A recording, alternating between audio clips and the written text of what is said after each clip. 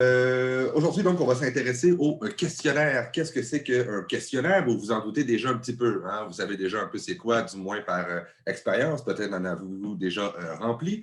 Donc, aujourd'hui, on va s'intéresser un peu à cette chose-là qui va être votre prochain travail. Prochain travail qui va être à remettre à la semaine 9 au deuxième cours. Hein, je peux déjà juste vous montrer pour l'horaire. Excusez-moi. Ah, nous sommes donc ici. Oh, oh, oh, oh, oh, oh, oh, oh. Nous sommes donc ici. Hein, donc aujourd'hui, vous savez que vous avez à remettre la problématique à 23h59 et vous allez avoir encore un peu de temps pour faire ça ici. Aujourd'hui, je vous présente un peu c'est quoi un questionnaire, à quoi ça ressemble, comment on construit un questionnaire. Au prochain cours, je vais davantage traiter de la présentation de ce qui est attendu pour le travail numéro 2. Et vous allez avoir jusqu'au, ici, encore une fois, cours où est-ce que vous travaillez directement en équipe, un autre cours où vous travaillez directement en équipe, et enfin, vous me remettez le questionnaire à la semaine 9 au deuxième cours. Encore une fois, 23h59. Je pense que ça fait du plaisir à tout le monde. Hein, ne pas vous dire, ben, là, vous mettez ça en plein milieu de l'après-midi. Le soir, comme ça, si vous avez un petit peu de choses, un petit peu de temps à remettre dessus, ben, vous n'avez pas de problème à ce niveau-là. Donc, excusez-moi, le questionnaire, c'est ce qu'on va aborder aujourd'hui. Également, même si je n'aborde pas directement les consignes pour le deuxième travail, je les ai quand même déjà mis sur les hein, donc, vous pouvez quand même les consulter. Vous allez voir, c'est relativement facile, du moins, c'est beaucoup moins d'ouvrage, si on veut, que la problématique, qui a quand même été, je pense que vous en conviendrez, un travail assez ardu à faire. Le questionnaire, on va aller directement vraiment faire de la recherche. Hein, donc, au moins de la lecture de ce qui a à faire sur notre sujet. Sachez quand même que, même si on va aborder les consignes au prochain cours, que vous pouvez garder les mêmes équipes et vous pouvez également garder le même sujet. Mais je vais quand même envoyer un formulaire, un petit questionnaire Forms par Mio, où je vais vous demander encore une fois quels sont les membres avec lesquels vous voulez travailler pour votre équipe. Donc, vous pouvez absolument changer d'équipe, il n'y a absolument aucun problème. Et également, vous pouvez absolument changer de sujet. Mais vous pouvez très bien garder le même sujet et de continuer avec le questionnaire pour le deuxième travail. Donc, eh bien, commençons. Qu'est-ce qu'un fameux questionnaire? Hein? Eh bien, c'est ce qu'on va regarder ensemble.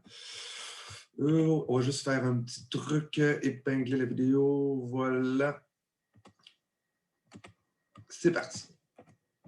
Donc, un questionnaire, c'est quoi? Eh bien, c'est une technique de recherche, hein, c'est-à-dire qui consiste à poser plusieurs questions, évidemment par écrit, hein, si on veut, le plus souvent de format papier. Mais ici, dans le cas qui nous concerne, ça va être un peu plus compliqué. On va y aller également de manière numérique. On va aborder ça au prochain cours.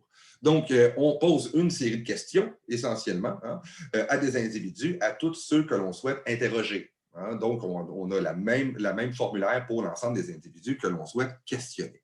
C'est également un instrument de collecte de données, c'est-à-dire que c'est à la fois une technique, mais également un instrument, c'est-à-dire le document lui-même s'appelle également le questionnaire. Et les questions peuvent être assez diverses. Hein. Ils visent essentiellement des indicateurs sur lesquels on va davantage traiter dans quelques instants, des comportements, des opinions, des croyances, des attitudes, des conditions de vie. Par exemple, le sexe, l'âge, la situation familiale ou professionnelle. Hein, la plupart du temps, si on veut, on le fait de manière, excusez-moi, auto-administrée, c'est-à-dire qu'on envoie des questionnaires à un ensemble d'individus. Ces individus-là le remplissent et le retournent par la poste. Hein. Le plus souvent, c'est de cette manière-là que l'on fonctionne. Directement, le questionnaire, excusez-moi, les avantages, bien, ça ne coûte pas cher à faire. Hein? Ça veut dire que dès qu'on a produit notre question, on peut l'imprimer et l'envoyer à autant d'individus qu'on le souhaite. Permet également de respecter l'anonymat. Enfin, important ici, sur le questionnaire, on ne pose jamais comme question le nom de la personne. Il faut vraiment respecter l'anonymat et la confidentialité des personnes. Également, le questionnaire, l'avantage qu'il a là, c'est qu'on peut traiter également de manière quantitative les données. C'est-à-dire qu'on a collecté nos ensembles de nos questionnaires, on va dire 1000 questionnaires. On peut en sortir hein, des informations qui sont quantitatives. Hein. Également, certains inconvénients. Ben, on a toujours des éléments aussi qui peuvent être un peu gênants. Hein. C'est-à-dire que ce n'est pas tout le monde qui est également accessible. C'est-à-dire que, par exemple, poser des questionnaires aux personnes, par exemple, marginalisées ou stigmatisées, c'est un peu plus difficile de trouver ces personnes-là. Je ne sais pas si vous avez déjà entendu parler du grand recensement que l'on fait pour les personnes en situation d'itinérance. C'est-à-dire qu'on le fait environ, je pense, aux 4 ans environ. Le problème qu'on a avec les personnes en situation d'itinérance, c'est que souvent, elles se cachent. Ces personnes-là sont difficiles à trouver. Et ben, à ce moment-là, c'est juste de savoir quelles sont leurs conditions d'existence, c'est particulièrement difficile. Donc, habituellement, 1 fois aux 4 ans, on demande à plein de bénévoles de se présenter sur place et on essaie de trouver les personnes itinérantes pour leur poser des questions. D'une part, pour les dénombrer, combien il y a de personnes itinérantes à Montréal, pour justement pouvoir avoir des services qui leur seraient accessibles, mais également, ben, c'est la seule journée dans les 4 ans où on pose réellement des questions à ces individus-là. Donc, c'est un peu le problème avec les questionnaires. Bien, si je dois les envoyer à quelqu'un, ils doivent souvent avoir une adresse physique, une adresse courriel. Ce n'est pas nécessairement le cas pour l'ensemble des individus. Également, on a un biais de désirabilité sociale. Vous avez sûrement suivi les élections aux États-Unis, même celles qui se produisent en ce moment aux États-Unis. Bien, on a un peu le problème où est-ce c'est plus des sondages, mais parfois également des questionnaires où Joe Biden est en avance de 15 points par rapport à Donald Trump. Et ce que les sondeurs s'inquiètent, c'est qu'on a un biais de désirabilité sociale, c'est-à-dire que quand on est au bout du téléphone, on ne veut pas, si on veut, nécessairement dire réellement notre opinion, quand notre opinion, elle est, si on veut, contestée ou contestable. Donc, à ce moment-là, les individus vont dire oh, ouais, je vote pour Biden. Oh, ouais, je trouve que Trump, il n'est pas correct. Donc, on a un peu ce biais de désirabilité sociale, c'est-à-dire que les individus vont parfois mentir en fonction de ce qu'ils pensent être la bonne réponse ou la réponse qui leur est, si on veut, demandée. Donc, c'est un des enjeux également du questionnaire. Et cet enjeu-là, justement, aurait fait en sorte que, lors de cette dernière élection, Trump avait beaucoup plus de support que ce que les sondeurs estimaient. Pourquoi? Les personnes ne disaient pas ouvertement qu'ils, par exemple, soutenaient le président Trump ici lors des élections. Donc, on a toujours ce biais de désirabilité sociale-là également qui est en jeu. Donc, le biais de désirabilité sociale. Et également, on a un peu un enjeu, c'est-à-dire que des fois, les gens ont tout simplement tendance à ne pas répondre ou de ne pas répondre à l'ensemble des questions. On a donc un ensemble de questions auxquelles on n'a pas de réponse. Des fois, ça peut être particulièrement embêtant, mais c'est l'avantage justement de faire poser des questionnaires à un ensemble d'individus, disons 1000, 2000 individus, afin de réduire justement ce fameux biais de réponse-non-réponse. Quelques mots de vocabulaire. On va voir un peu les termes de modalité, de modulateur et de pôle. C'est-à-dire que lorsque vous posez une question, les choix de réponse, on les appelle des modalités. Par exemple, je pose une question. Par exemple, les gens qui portent un masque sont, je ne sais pas. On a tout à fait d'accord, partiellement d'accord. Donc, on a un ensemble de réponses possibles. On les appelle des modalités. La même chose lorsque je demande quel est votre sexe biologique. Hommes et femmes sont 2 modalités. Les modalités, c'est très important qu'elles soient mutuellement exclusives. Qu'est-ce qu'on veut dire par là? Eh bien, lorsque vous allez faire votre questionnaire, par exemple, vous demandez, par exemple, quel est le nombre de films que vous avez écoutés lors des 5 dernières années? Ça sera un peu discutable. Derrière 5 ans, ça commence à être long. Mais donc, dans la dernière année, combien de films avez-vous écouté? Si je mets un choix de réponse de 0 à 5, de 5 à 6, de 6 à 7, vous voyez un peu le problème que j'ai. Je peux cocher à 2 places, si on veut, pour la même réponse. Donc, on doit toujours s'assurer que mes modalités, mes choix de réponse soient mutuellement exclusifs. Pour éviter ça, on fait simplement de 0 à 5, de 6 à 10, de 11 à 14. Bref, vous saisissez un peu l'idée. Les modalités doivent être mutuellement exclusives. Également, il doit toujours les présenter dans l'ordre. Si, par exemple, vous avez « je suis très favorable » à « très défavorable », on doit toujours les présenter dans l'ordre. Ce n'est pas un très favorable, très défavorable, plus ou moins favorable, vous voyez un peu l'idée. Donc, on doit toujours présenter nos modalités dans l'ordre, un ordre que vous décidez, mais toujours avoir un ordre dans la présentation des modalités. Donc, on sait 2 choses. On présente les modalités dans l'ordre et également, les modalités doivent être mutuellement exclusives. Donc, 2 éléments assez importants. Autre petit élément ici qu'il faut toujours considérer, c'est que quand on pose des questions, par exemple, de très favorable à très défavorable, assurez-vous, et là, notez-le, de toujours avoir un chiffre pair, un nombre pair de modalités hein, quand on fait un choix de réponse de très favorable à très défavorable. Pourquoi? Parce que les individus vont avoir tendance à cocher celui du milieu, qu'ils sont plus ou moins favorables. Ça pose un problème dans la mesure où les gens ont beaucoup trop tendance, on a fait des études sur le sujet, à cocher la case du milieu qui nous donne absolument aucune information. Donc, à ce moment-là, en posant un nombre de modalités qui est pair pour tout ce qui est favorable, défavorable et tout ça, eh bien, à ce moment-là, on s'assure que la personne se positionne. Hein, elle est disons, assez favorable ou assez défavorable, bien, au moins, elle se positionne. Donc, les modalités exclusives, les modalités posées en ordre et également des modalités hein, qui sont en nombre pair lorsqu'il s'agit, hein, si on veut, de favorable, défavorable. Elena, tu as levé la main, je vais demander si c'est pour demander un verre d'eau à quelqu'un qui est dans le commerce où tu te trouves ou si tu avais une question. Elena? Ah, donc, j'imagine que ce n'était pas une question. Donc, pour ce qui est, encore une fois, des modalités, c'est donc ce qu'on appelle les choix de réponse. Dans le langage courant, on va utiliser vraiment le terme ici des modalités. Les modulateurs, ben, c'est une nuance qu'on apporte au choix de réponse. Hein. Disons que j'ai le mot souvent, mais je vais mettre très souvent, assez souvent. On a toujours ce terme-là ici qui est très intéressant lorsqu'on fait des questionnaires pour que les gens se positionnent. On appelle donc ces termes-là des modulateurs. Et enfin, lorsqu'on fait de ce type de choix de réponse-là, on a toujours des pôles. Hein, on a toujours à chaque extrême, si on veut, hein, on a des réponses ici qui sont rarement ou très souvent. Donc, on a un peu ces modulateurs-là. Je vais avoir quelques exemples ici qui vont exemplifier un peu tout ça. Donc, on retient les termes de modalité, de modulateur et de pôle. On a plusieurs types de questions possibles qu'on peut poser là, dans un questionnaire. On a des questions fermées, des questions semi-ouvertes et des questions ouvertes. Hein, dans les questions fermées, on a des questions dichotomiques et des questions à choix multiples.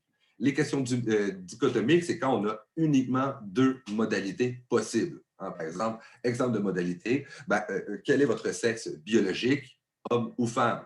Est-ce que telle situation, voilà, vrai ou faux? Hein? Donc, on a ici des questions fermées, hein, dichotomiques ici, simplement deux modalités possibles hein, dans notre questionnaire.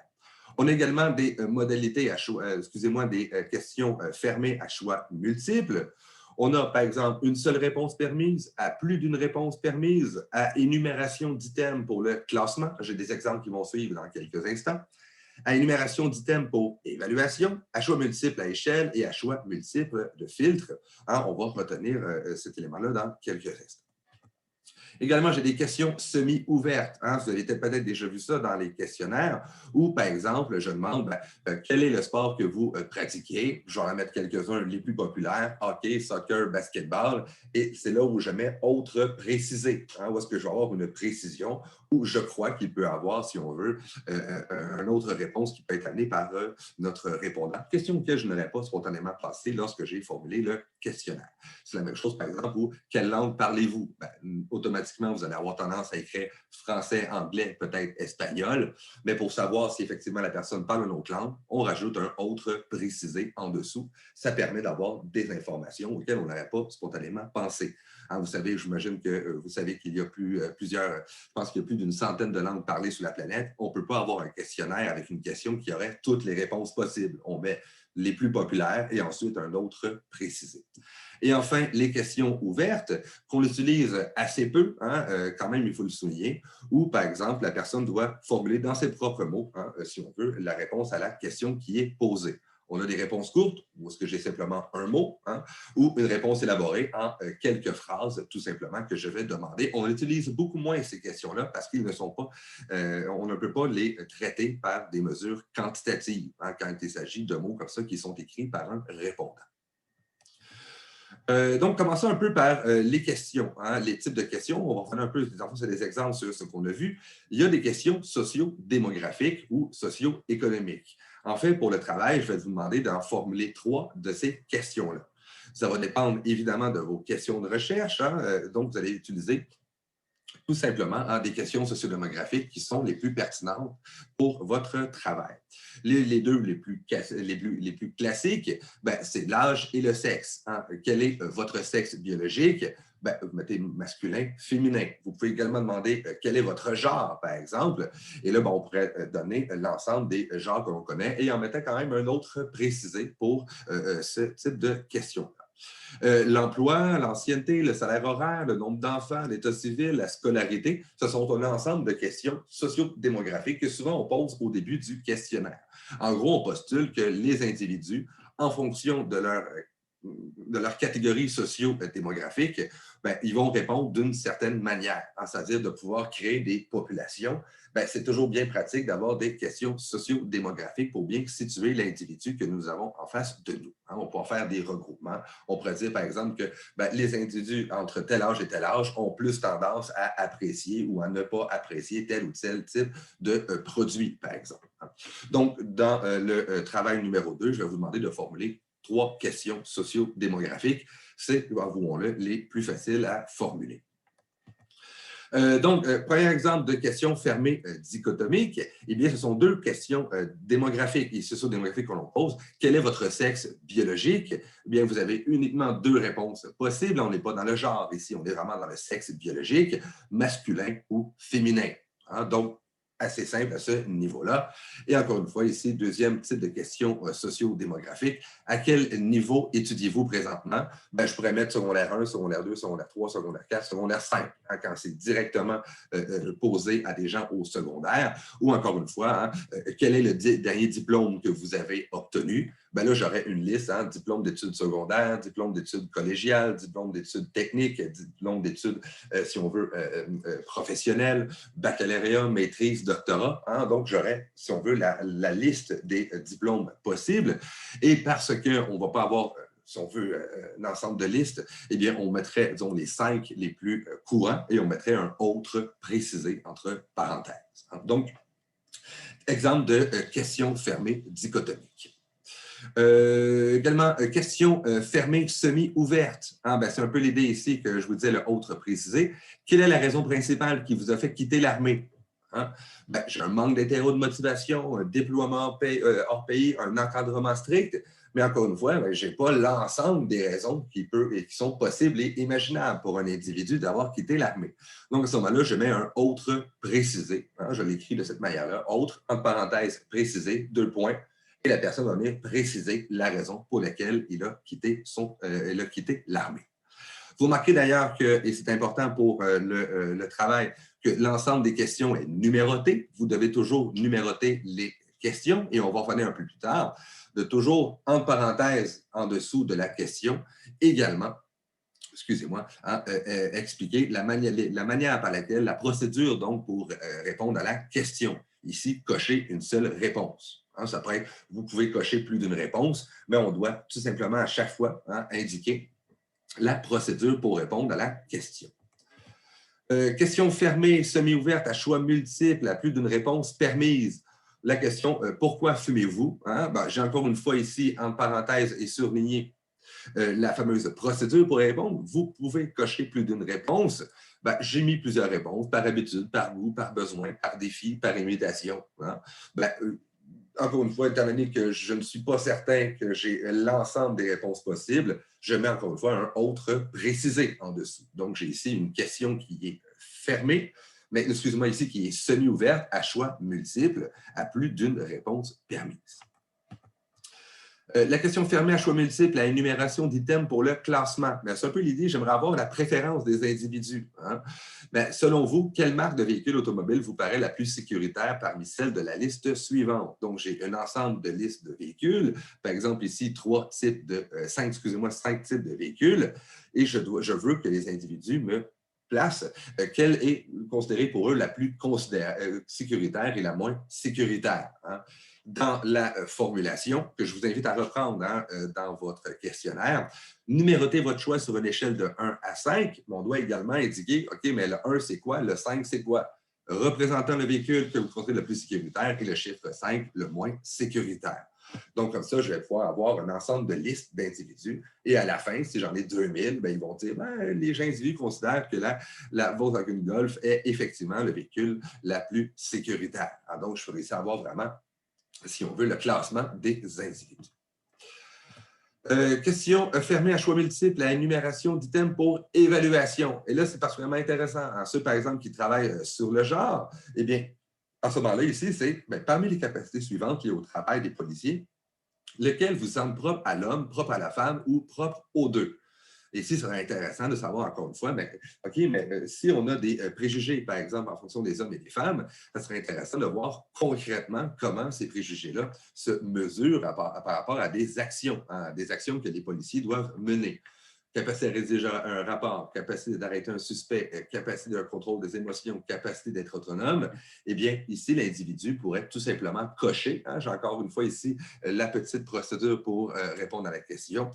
Cocher la réponse, la case correspondante à vos réponses. J'ai soit homme, soit femme ou les deux. Et à la fin, je vais pouvoir traiter ces fameuses informations-là. Question fermée à choix multiples à échelle. Par exemple, ici, j'en ai deux questions. Selon quelle fréquence lisez-vous des romans policiers en moyenne dans une année? Ici, encore une fois, je les ai classés. Elles sont mutuellement exclusives. Soit je ne les lis jamais, tout simplement, de 1 à 5 romans, de 6 à 10 ou plus de 10 romans. Encore une fois, j'ai une échelle, si on veut, ça augmente de groupe à l'autre, et j'ai également un intervalle entre les deux données. Elles sont classées, encore une fois, et elles sont mutuellement exclusives. Quelle est votre opinion concernant le mariage civil des personnes homosexuelles? Eh bien, encore une fois, je les ai classées. J'ai un nombre pair. Totalement d'accord, plutôt en accord, plutôt en désaccord, totalement en désaccord. Encore une fois, ici, j'ai classé, encore une fois, ces fameuses modalités-là. Question filtre, des fois, vous avez des questions qui sont plus spécifiques. Ça va, vous avez une question, OK, si tu réponds oui à ça, j'aimerais que tu répondes à 2-3 questions, en même temps, si ça ne te concerne pas, je ne veux pas te perdre comme répondant, donc je veux quand même te poser des questions un peu plus tard. Une question filtre, c'est à ça que ça sert. Aimez-vous les romans policiers? Oui et non. Vous avez le choix entre les deux. Et ici, j'ai ma petite consigne que je vais mettre en dessous pour les questions filtres. Si vous avez répondu oui, allez à la question suivante. Donc, j'aurai 2 autres questions ici à poser. Et sinon, allez à la question 12, où est-ce que j'aurai d'autres questions qui sont moins spécifiques directement au roman policier. C'est donc l'utilisation de la question filtre. Question ouverte à réponse courte, mais quelle est la dernière région touristique du Québec que vous avez visitée? Ici, c'est une réponse courte dans la mesure où la personne va tout simplement me donner la région touristique. Chaudière-Appalaches, par exemple. Donc, elle va directement nommer la région touristique. Question ouverte à réponse élaborée, excusez-moi. Quelles sont vos impressions concernant la dernière région touristique du Québec que vous avez visitée? Là, ici, je pourrais difficilement mettre un choix de réponse qui serait très, très fermé, par exemple. Donc, la personne va écrire en quelques mots, si on veut, qu'est-ce qu'elle a apprécié. C'est très joli, c'est très, très beau. Vous voyez un peu l'idée. Je vous invite toutefois à éviter les questions ouvertes à réponse élaborée, dans la mesure où c'est un questionnaire qu'on essaie de passer ici à des individus. On peut utiliser dans une situation très particulière, mais on va garder les réponses longues pour les entrevues qu'on va faire un peu plus tard lors de la session. Donc, excusez-moi, on a un ensemble de questions, si on veut. On a vu les questions, excusez-moi, qui étaient les questions fermées, dichotomiques, oui ou non. Les questions fermées, où est-ce qu'on n'a pas d'autres précisées à choix multiples. On a vu plusieurs types. Des questions semi-ouvertes également. Et enfin, les questions ouvertes à réponse courte ou à réponse élaborée. Je vous rappelle encore une fois que vous devez numéroter vos questions dans votre questionnaire. Vous devez également noter la procédure en dessous de la question. Et enfin, vous assurer qu'à chaque fois, vous avez des choix de réponse qui sont rédigés en ordre quand il y a un ordre qui existe, et d'utiliser un nombre pair lorsque j'utilise des totalement d'accord, plutôt en accord, plutôt en désaccord, totalement en désaccord. Dans le fond, dès que j'utilise des modulateurs, j'utilise toujours un nombre pair de questions. Pour ce qui est, excusez-moi, de votre travail, vous allez devoir, en équipe, à rédiger 15 questions pour un questionnaire. Donc, avoir 3 questions qui vont viser les questions socio-démographiques de votre population, tout simplement. Lorsque dans la définition du problème, on vous demande un peu c'est qui la population et tout ça, bien, le questionnaire, les 3 premières questions vont viser à identifier cette fameuse population-là. Donc, 3 questions sociodémographiques et 12 autres questions qui ne seront pas sociodémographiques. On va revenir davantage au prochain cours sur exactement les consignes pour formuler ces questions-là. Donc, continuons un peu avec notre matière. Donc, le fameux questionnaire, comme je vous disais, mais on ne met pas non plus les questions pêle-mêle. C'est-à-dire que les questions sociodémographiques, on va toujours les mettre en premier. Les 3 premières questions, on va les mettre en premier et ensuite, on va diviser nos autres questions en différentes dimensions. On va revenir un peu sur le concept de dimension dans quelques instants. Donc, première dimension, elle est évidemment sociodémographique. Entre chaque dimension, nous allons également mettre une phrase de transition. Par exemple, ici, la section suivante porte sur la dimension cognitive de la motivation. J'aurais des étudiants ici qui travailleraient sur la motivation, par exemple, au niveau académique. Ils s'intéressent à eux la motivation au point de vue cognitif. Avant de poser leurs questions, leur ensemble de questions sur la dimension cognitive, on ne va pas juste mettre questions sociodémographiques et un ensemble de questions pêle-mêle. On va mettre les questions sociodémographiques ensemble. Ensuite, avant de commencer les autres questions, on va mettre juste une petite phrase de transition, juste pour orienter un peu notre questionné sur « OK, ça va être des questions qui vont viser à peu près ça ».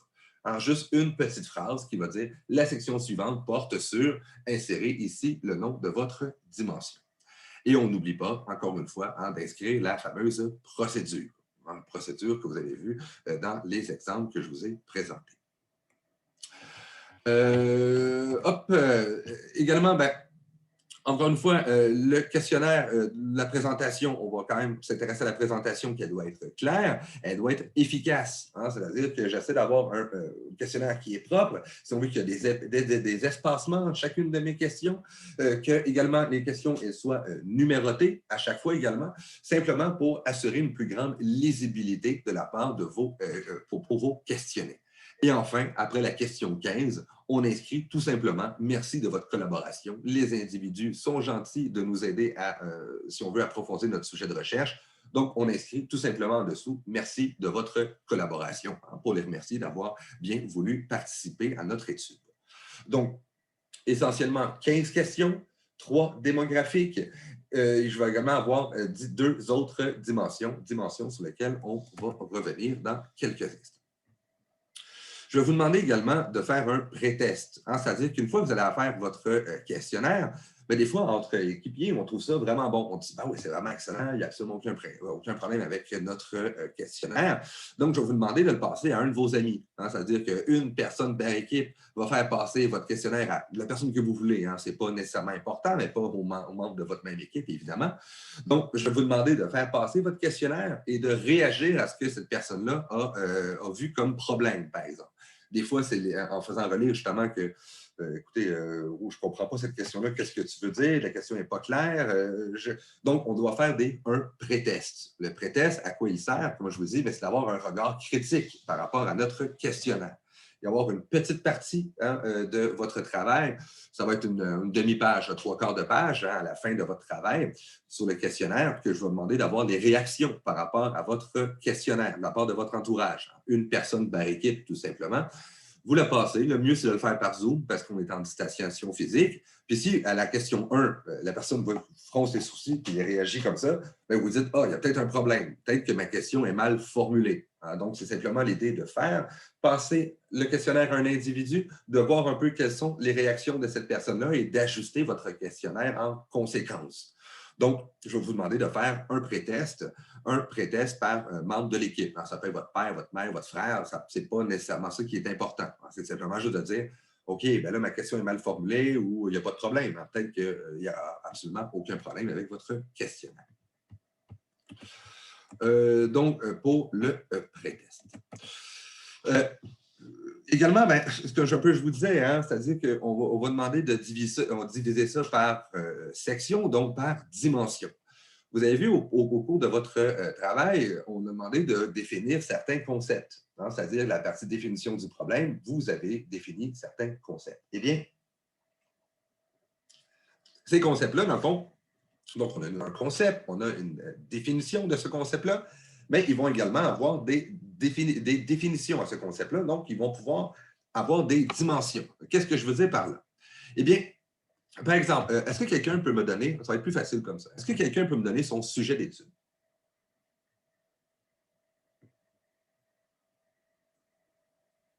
C'est le plus bas taux de participation que j'ai assisté. N'importe qui, c'est quoi, par exemple, sur quoi vous travaillez? Étienne, sur quoi vous travaillez, vous autres, déjà, j'ai oublié. On travaille sur l'activité physique, le lien entre l'activité physique et les notes au primaire, au secondaire. En tout cas, jeune. C'est bon. Donc, à ce moment-là, vous vous intéressez à l'influence de l'activité physique sur la performance scolaire des individus. En gros, c'est cette idée-là. Hein? Mm-hmm. Vous avez deux trucs. Hein? Vous avez, dans le fond, vous avez une population en tant que telle que vous devez définir. Donc, c'est les jeunes, par exemple, à l'école. Hein? Là, il faut pouvoir définir un peu sur, il faut pouvoir leur poser 3 questions dans le socio-démographique. C'est quoi leur âge? Hein? Donc, première question, c'est scolarité également. Et également, la troisième question qu'on va poser, c'est, je ne sais pas, hein, ça peut être par exemple l'âge, la scolarité, tout socio-démographique, peut-être c'est quoi le revenu de leurs parents, peut-être que ça a une influence. Hein? Peut-être que finalement, tu te dis, ceux qui ont des super bons résultats à l'école, ça n'a pas rapport avec l'activité physique, c'est surtout que leurs parents ne sont pas défavorisés. Donc, ça vaudrait la peine de poser ces 3 questions-là comme éléments socio-démographiques. Dans un deuxième temps, vous avez également l'activité physique et la performance scolaire. Donc, vous avez, en quelque part, 2 concepts ici. Donc, performance scolaire, c'est une des dimensions que vous avez ici. Donc, performance scolaire et activité physique. Comment, concrètement, vous allez mesurer la performance scolaire? Comment vous allez concrètement mesurer l'activité physique? C'est ce qu'on appelle des indicateurs. Par exemple, si je prends la performance physique, ça serait quoi, par exemple, qui serait, je parle à ceux qui sont dans cette équipe-là, on va faire un petit brainstorm en équipe, si on veut. Comment on pourrait mesurer la performance physique des individus? Le nombre d'heures par semaine d'activité physique ou quelque chose comme ça. Donc, à ce moment-là, j'ai un indicateur, le nombre d'heures consacrées à l'activité physique.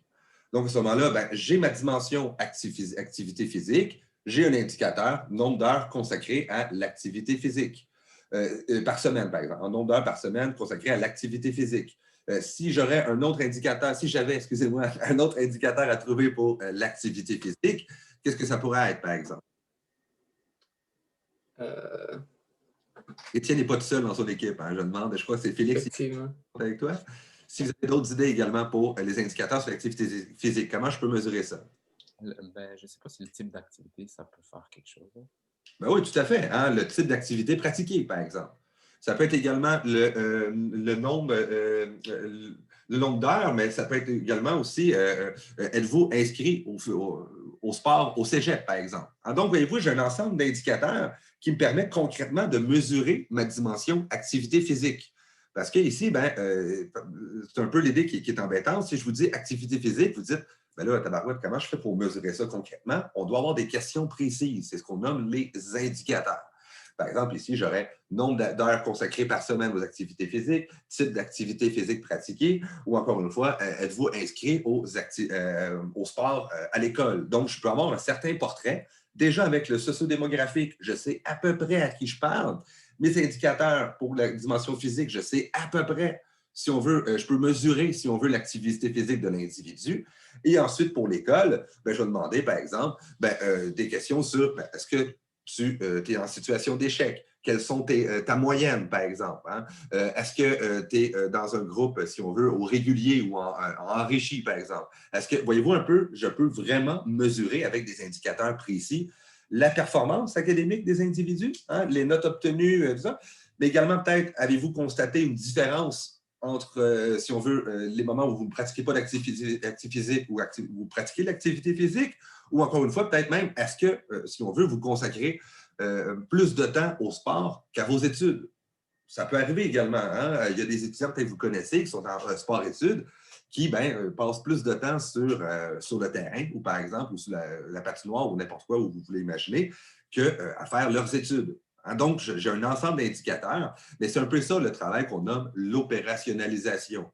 C'est-à-dire que j'ai des concepts, je dois trouver justement des indicateurs pour pouvoir les mesurer concrètement, ces fameux concepts-là. Hein? Donc, ici, excusez-moi, vous vous intéressez au lien entre activité physique et performance académique. Donc, j'ai 3 concepts à ce moment-là. Hein. Le premier, c'est l'âge. Il nous intéresse un peu moins, mais quand même, on va le souligner. Ça va être mes 3 questions sociodémographiques. J'ai deux autres concepts à ce moment-là, l'activité physique et la performance scolaire. Je dois trouver des indicateurs concrets pour mesurer ces fameuses dimensions. Est-ce que vous me suivez à peu près? Vous voyez un peu comment ça s'applique à votre sujet. Est-ce que quelqu'un d'autre aurait son sujet à partager pour qu'on brainstorm ensemble?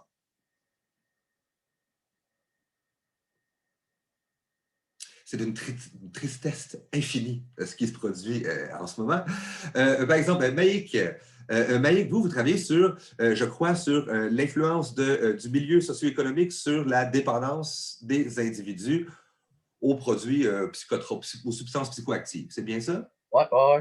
Ben, vas-y.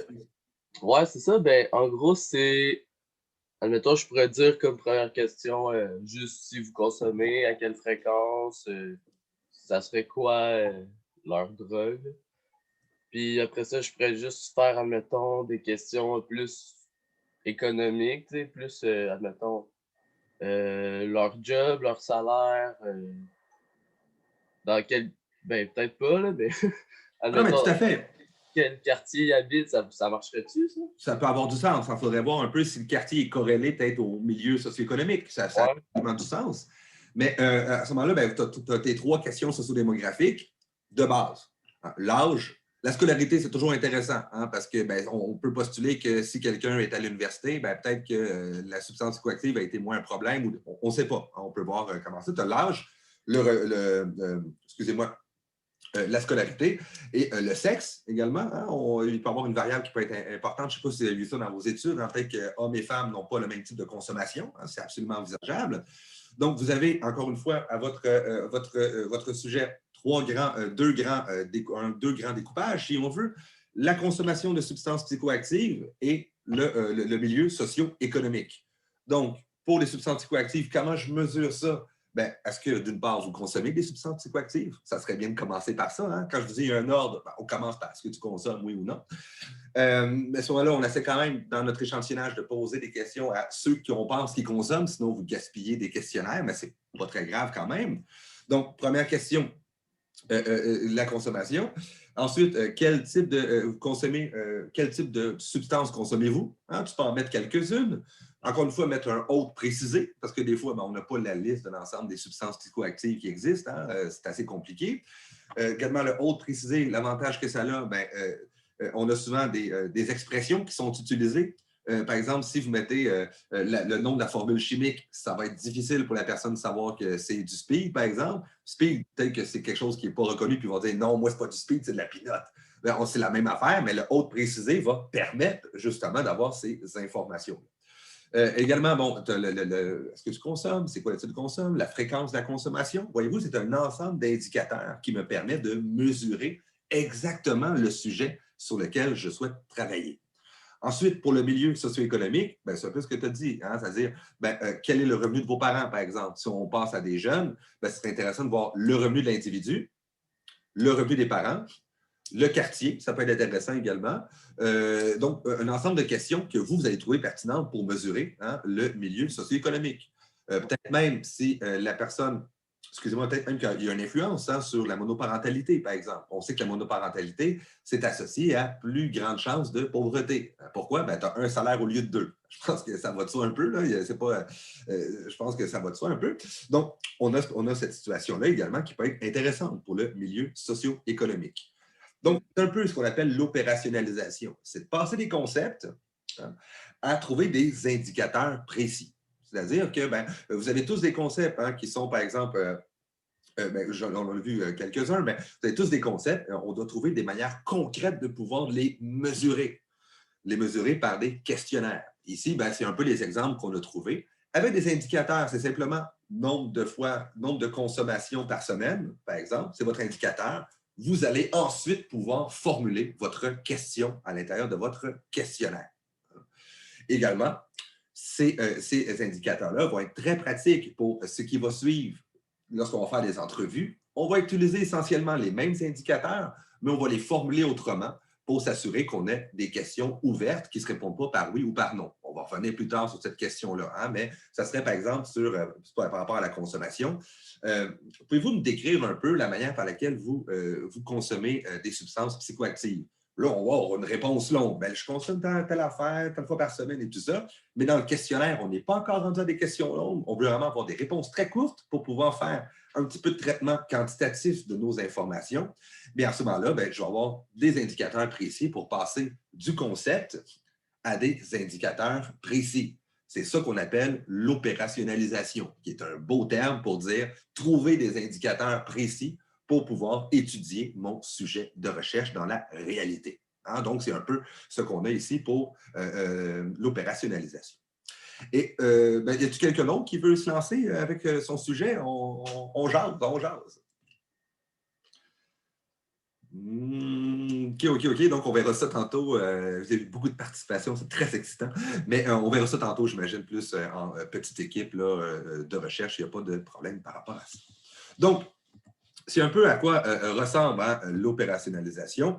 C'est-à-dire que, ben, on a, excusez-moi, hein, les types d'indicateurs qu'on a, ben, on a des comportements explicites, on a des comportements implicites et on a des conditions de vie. Hein, les conditions de vie, ben, c'est souvent ce qu'on a, par exemple, dans le sociodémographique. Les comportements explicites, ben, quel est le nombre de fois que vous pratiquez des activités sportives? Ce sont des comportements explicites. Hein. Je peux directement avoir des informations sur les actions des individus. Et les comportements implicites, ben, c'est justement qu'on demande que pensez-vous de quel est votre comment envisagez-vous telle situation? Hein? Donc, on a un peu, si on veut, des comportements implicites qui sont ici des croyances, des attitudes, des intentions que les individus ont, si on veut, à l'intérieur d'eux-mêmes. Donc, trois grands types d'indicateurs, les conditions de vie, les comportements implicites, les croyances, les attitudes, hein, et les comportements explicites des actions concrètes des individus. Si j'ai, par exemple, un exemple, ici, j'ai un concept qui est le sentiment religieux. Mon équipe a travaillé là-dessus. Ben, les autres, ils disent, ben, j'ai un sentiment religieux, c'est mon concept, j'ai une définition, hein, un état affectif complexe et durable lié à certaines émotions ou représentations qui concernent le rapport entre l'humain et le divin. Ces individus-là, on dit, ben, moi, j'ai deux dimensions à ce concept-là. Hein, la dimension personnelle et la dimension psychologique.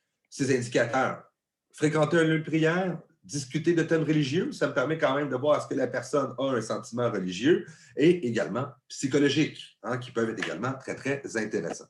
J'en ai peut-être des plus pertinents hein, qui sont plus concrets pour vous. Je les ai mis, ces exemples-là, sur Léa. Ça ne sera pas bien long, hein. Je vais aller accéder à Léa. Deux premiers cours, documents et vidéos. Je vous ai mis d'ailleurs hein, une nouvelle section qui s'appelle le questionnaire. Analyse conceptuelle, ça ne sera pas bien long, c'est un peu gênant. OK, j'ai mon document.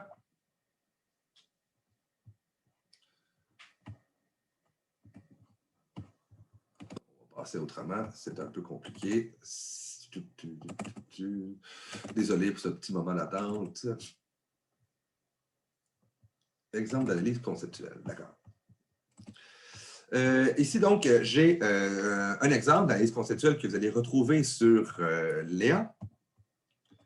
Hein, ici, par exemple, eux, ils s'intéressaient à, excusez-moi, le type de consommation de la génération Y. Les autres, ont dit, bon, on prend la génération Y, et on va s'intéresser à leur consommation. Hein, comment ils consomment ces individus-là. Donc, comme je dis, ça dépend vraiment des études. Hein. Ici, dans ce cas-là, ben, il va y avoir un concept, notamment, ça va être nécessairement la génération Y. Hein, pour vous, ça va être les jeunes de telle génération. Donc, on a toujours une population que l'on étudie. Hein. Donc, cette population-là, je mets dans ma case sur le premier concept que j'utilise. Donc, je vais avoir des données socio-démographiques. Hein, moi, je vous demande de vous en trouver trois indicateurs. L'âge, le genre, le revenu, lieu de résidence, religion, scolarité. Bref, on a un ensemble d'éléments qui peuvent être pertinents. Donc, dans mon gabarit, hein, j'ai la section concept. Je veux vous m'identifier votre concept et une petite définition de votre concept en dessous. Hein. Dans la case écrit dimension, pour la première, vous écrivez socio-démographique, ça va de soi. Et les indicateurs, dans ce cas-là, je veux que vous m'en trouviez 3 pour socio-démographique. Ici, par exemple, j'aurais retenu âge, genre et revenu, hein, que je considère les 3 les plus pertinents pour bien découper cette population-là. Les autres s'intéressent dans leur objectif, ils veulent décrire le type de consommation. Leur truc à eux, c'est le type de consommation, tout simplement. Donc, ils ont 2 dimensions. Ah, c'est quoi? En gros, c'est qu'est-ce qu'ils consomment et également ce qu'ils, si on veut, la manière par laquelle, c'est quoi le rapport qu'ils entretiennent à la consommation. Donc, dans produits, services achetés, ils ont certains indicateurs, l'alimentation, les loisirs, maquillage. Donc, on a un ensemble d'éléments que l'on peut poser comme question. Qu'est-ce qu'ils consomment? Et ensuite, les attitudes relatives à la consommation, l'influence de la publicité, l'influence des pairs, la traçabilité des produits, les conditions de travail. Est-ce qu'il y a quelque chose qui, si on veut, par lequel on pourrait directement mesurer leur attitude relative à la consommation? Hein? Donc, excusez-moi. Donc, ici, vous avez 2 concepts, le concept de la génération Y et le concept ici type de consommation. Le type de consommation se défait en le type de consommation se déconstruit en 2 dimensions avec lesquelles j'ai un ensemble d'indicateurs. Autre exemple ici, hein, déterminer la tolérance envers l'homosexualité chez les adultes québécois. Eh bien, ici, j'ai mon concept d'adulte québécois avec une petite définition. Ma dimension, elle est les conditions socio-économiques. Hein, encore une fois, l'âge, le sexe, le revenu. Pour votre travail, j'en demanderais d'en garder 3, tout simplement. Mon deuxième concept, c'est la tolérance envers l'homosexualité. Ici, j'ai mon concept de tolérance et j'ai un autre concept également d'homosexualité. Donc, comment on mesure la tolérance? On prévoit un peu la tolérance, excusez-moi, au point de vue personnel, au point de vue social et au point de vue légal également. Hein. C'est très, très subjectif. Hein. On pourrait utiliser d'autres types d'indicateurs, ce ne serait pas un problème. D'autres types de dimensions, ce ne serait pas un problème.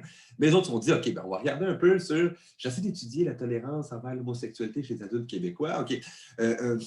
Qu'est-ce qu'ils pensent, par exemple, de l'orientation sexuelle? C'est quoi leur attitude envers l'homosexualité? Qu'est-ce qu'ils pensent, par exemple, par rapport à la discrimination des personnes homosexuelles? Ah, donc, j'aurais ici ma dimension personnelle et mes indicateurs, ici, qui seraient au nombre de 3.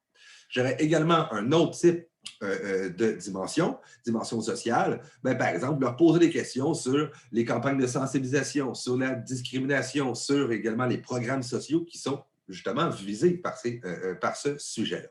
Et enfin, légal, peut-être je pourrais leur poser des questions sur que pensez-vous de l'adoption des enfants par des couples homosexuels? Qu'est-ce que vous pensez du mariage chez les personnes homosexuelles? Qu'est-ce que vous pensez de... Donc, après avoir eu un ensemble de réponses à ça ici, je sais qu'à peu près, selon l'âge, le sexe et les revenus, les individus ont majoritairement tendance à avoir tel type de comportement, tel type de perception par rapport à l'homophobie, par exemple. Hein? Donc, j'ai passé d'un objectif de recherche qui est de déterminer la tolérance envers l'homosexualité chez les adultes québécois et je termine avec un ensemble d'indicateurs que je vais ensuite utiliser pour pouvoir poser mes questions de recherche dans mon questionnaire. Donc, c'est vraiment un travail qui se fait encore une fois en équipe. On fait du brainstorm. On détermine c'est quoi nos concepts. Ensuite, comment nos concepts peuvent se défaire en dimensions et quels sont les indicateurs qui seraient pertinents pour chacune de ces dimensions-là. Vous pouvez avoir plus d'un concept, vous pouvez également avoir plus d'un indicateur, mais plus d'une dimension, excusez-moi, mais je vous demande quand même de finir avec 15 questions au total. 15 questions dont 3 d'entre elles sont des questions socio-démographiques. Donc, ça va être ce qui va être à faire pour le fameux travail numéro 2. On va quand même en discuter plus longuement au prochain cours, mais je vais simplement vous présenter un peu c'est quoi un questionnaire. Avant de, excusez-moi, de terminer, eh bien, donc vous allez avoir trouvé un gabarit du fameux questionnaire sur Léa, où vous avez votre premier concept, automatiquement, c'est votre population à l'étude. Vous inscrivez ici socio-démographique et enfin, 3 indicateurs que vous allez utiliser pour le premier concept ici qui est votre population à l'étude. Ensuite, vous avez un deuxième concept. Vous pouvez avoir 2 concepts, ça ne me dérange pas non plus, ce n'est pas un problème. Vous pouvez avoir même 2 concepts avec une dimension par concept, ou vous pouvez encore une fois avoir 2 concepts, 2 dimensions et une autre dimension pour l'autre concept. Ce n'est pas ça le problème. On retient l'idée que j'ai un concept, j'ai des dimensions et j'ai également des indicateurs. Il va être demandé de remettre également l'analyse conceptuelle lors également de la remise du travail numéro 2. À partir des indicateurs que vous allez trouver, vous allez pouvoir formuler vos questions de votre questionnaire de recherche. Autre petit élément avant de terminer, hein, vous allez également avoir à produire une lettre de présentation. En lettre de présentation, il faut susciter l'intérêt du lecteur, être concis, précis. La lettre de présentation est sur une page à part du questionnaire. Et également, vous allez voir que j'ai mis déjà un gabarit hein, sur Léa, justement, de cette fameuse lettre de présentation. On peut aller la regarder ensemble. Hein, analyse conceptuelle, questionnaire, lettre de présentation. Je vous dirais en fait de ne pas vous casser la tête et d'utiliser le modèle que je vous mets, mais simplement de changer les informations hein, qu'il y a dessus par rapport à votre sujet. Par exemple, ici, j'ai toujours la même chose, la date qui doit toujours apparaître en haut. Objet, vous laissez le même objet, il n'y a absolument aucun problème. Ici, vous écrivez vos noms des membres de votre équipe. Hein. Nous sommes, vous mettez les noms des coéquipiers. Nous sommes étudiants au cours d'initiation pratique en méthodologie de sciences humaines au Cégep de Saint-Hyacinthe. Et ici, je réalise une étude portant sur, vous pouvez inscrire votre thématique de recherche. Je vous invite quand même à rester relativement flou sur ce que vous allez rechercher. Alors, pourquoi? Mais encore une fois, la biais de désirabilité sociale, si vous dites « je m'intéresse à, par exemple, je m'intéresse à l'homophobie, ce comportement absolument inacceptable dans notre société », ben, il y a des chances que les personnes qui vont répondre à votre questionnaire soient biaisées. Hein, dans le fond, répondent en fonction de ce qu'ils souhaitent être vos attentes. Ah, donc, vous restez relativement flou. Vous pouvez simplement marquer votre thème de recherche à ce niveau-là. Si vous choisissez votre partie, je garantis votre anonymat et la confidentialité de toute information qui sera recueillie, on doit toujours mettre une petite phrase qui dit « on respecte l'anonymat et la confidentialité des individus ». Hein, donc, on ne pose jamais la question, si on veut, de qui vous êtes hein, dans notre questionnaire. Également, je tiens à souligner l'importance de votre participation. Ça, c'est la partie où est-ce qu'on, justement, on amène l'individu à dire « Écoute, c'est important, j'aimerais vraiment que tu répondes à mon questionnaire. Hein, » parce que les gens, souvent, ne répondent pas au questionnaire. Donc, on a une petite phrase d'accroche ici qui dit « Ça va vraiment nous aider hein, à permettre l'avancement des connaissances théoriques et tout ça. » Donc, il faut vraiment écrire une petite phrase ici hein, qui illustre tout simplement hein, ce à quoi va servir leur participation.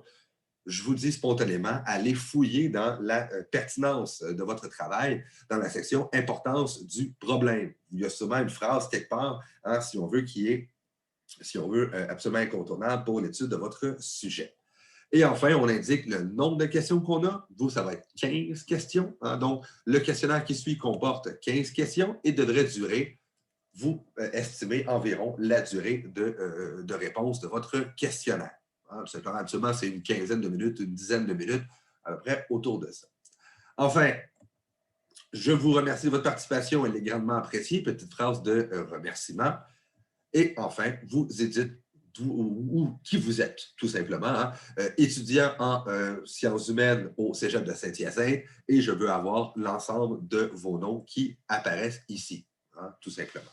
Donc, c'est la fameuse lettre de présentation qui doit apparaître dans l'ordre de présentation. Vous avez lettre de présentation, une petite mini-page sur laquelle on va revenir au prochain cours, hein, qui résume un peu ce sur quoi vous travaillez.